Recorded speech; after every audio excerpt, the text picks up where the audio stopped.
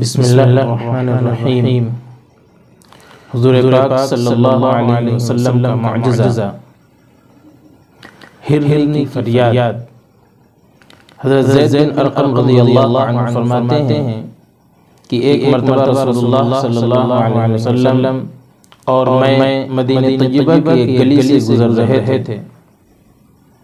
ہمارا گزر ایک آدمی کے خیمے کے پاس سے ہوا، دیکھا تو وہاں قریب میں ایک ہرنی بندھی ہوئی ہے۔ اس نے رسول اللہ صلی اللہ علیہ وسلم سے فریاد کی کہ اس آدمی نے مجھے شکار کر کے پکڑ لیا ہے، جبکہ جنگل میں میرے دو بچے ہیں۔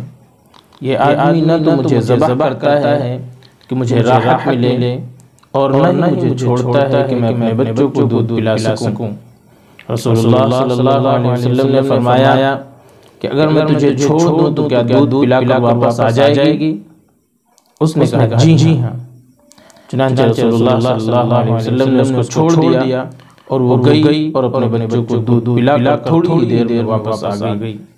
رسول اللہ صلی اللہ علیہ وسلم نے اس کو باندھ دیا۔